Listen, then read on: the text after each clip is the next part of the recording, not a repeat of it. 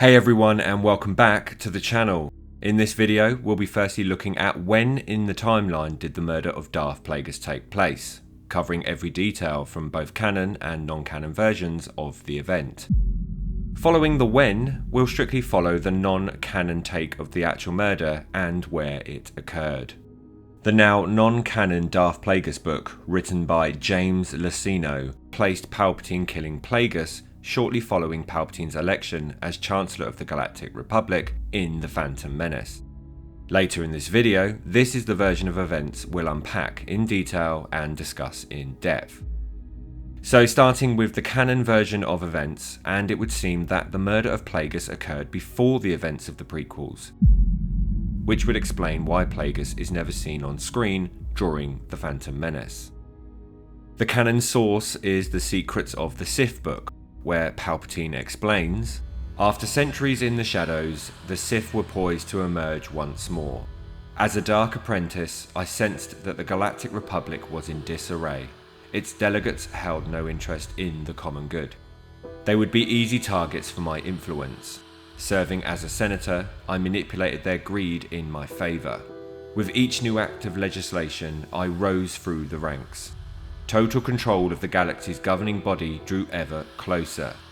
But ascension in the Senate would not be enough. My master Darth Plagueis had served his purpose. I struck him down, claiming his place as the one true master of the Sith." So Palpatine's words here cover topics such as new legislation, rising through the ranks, and I quote again, "Total control of the galaxy's governing body drew ever closer." Palpatine mentioning killing Plagueis in the same sentence as these moments in time lead us to believe Palpatine struck down his master before the prequels, and taking place as Palpatine was rising through the political ranks on Naboo. So we have the when did the murder take place, but as mentioned up top, we'll be covering the EU take on the events that led up to and those that took place during the death of Darth Plagueis. Starting off with two very interesting encounters which can be viewed as the first and last piece of the puzzle that covers Plagueis' death. And during the Phantom Menace, upon learning about young Anakin, Plagueis sought to sense Anakin's power for himself, and so decided to head to Queen Amidala's apartment. This was whilst Anakin was there visiting Padme. Plagueis, however, arrived too late. Anakin had left with Qui-Gon. Later that same day, however, Plagueis did manage to catch Anakin, observing a conversation between Qui-Gon and Anakin from a near observation deck. Whilst doing so, Plagueis had an immense force vision of a cyborg-looking figure, draped in both dark armour and helmet. Plagueis at this precise moment became convinced of Anakin's power. To prevent Anakin becoming a Jedi, Plagueis decided both Qui-Gon Jinn and Kenobi must be killed. Plagueis orders Palpatine to send his Sith Assassin Darth Maul to Naboo to kill both master and apprentice.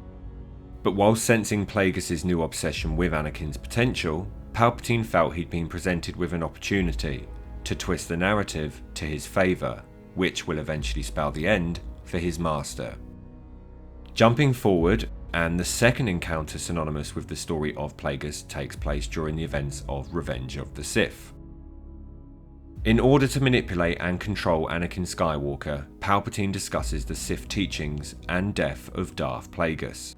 Did you ever hear the tragedy of Darth Plagueis the Wise? He could use the Force to influence the midi-chlorians to create life. The only thing he was afraid of was losing his power, which eventually, of course, he did. Unfortunately, he taught his apprentice everything he knew. Then his apprentice killed him in his sleep. It's ironic. He could save others from death, but not himself. What Anakin hadn't realised at the time was Palpatine describing how he himself had killed Darth Plagueis. So Plagueis' encounter with Anakin, and Palpatine discussing his former master with Anakin, bookends, if you like, the story of Plagueis' death. Now, diving straight into the scene at question, Following Palpatine's election as Chancellor of the Galactic Republic in The Phantom Menace, Darth Plagueis came to Palpatine's apartment to celebrate their grand plan finally coming to fruition. During the evening, both Palpatine and Plagueis drank large quantities of Sullustan wine. As the two consumed the alcohol, they began working over Chancellor Palpatine's speech he would deliver to the Senate the following day. Plagueis critiqued the speech, with his apprentice making the amends. At some stage in the evening, Plagueis attempted to stop drinking. Palpatine, however, encouraged him to continue, whilst concealing a very cold and dark twisted plan.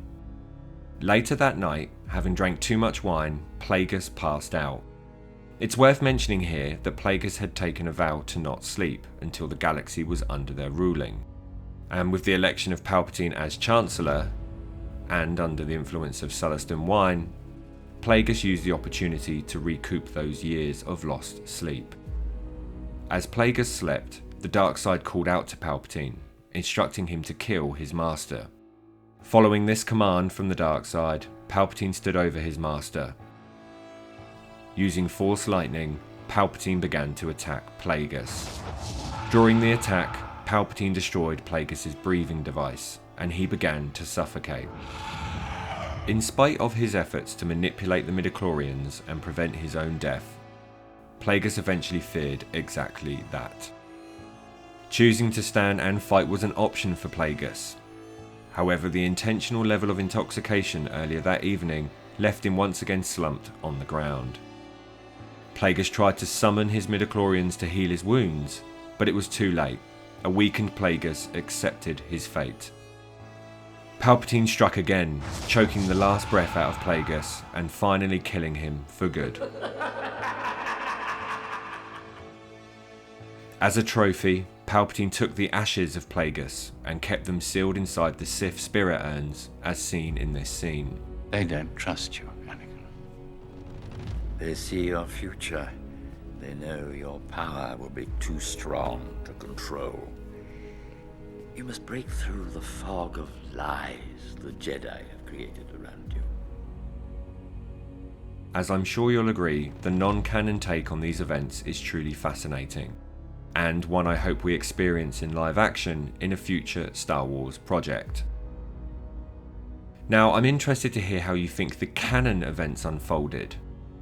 When, during Palpatine's rise through the political ranks on Naboo, could he have killed his master? If you enjoyed this video, subscribe for more adventures. Still undecided? There's plenty more on the channel. Either way, may the Force be with you.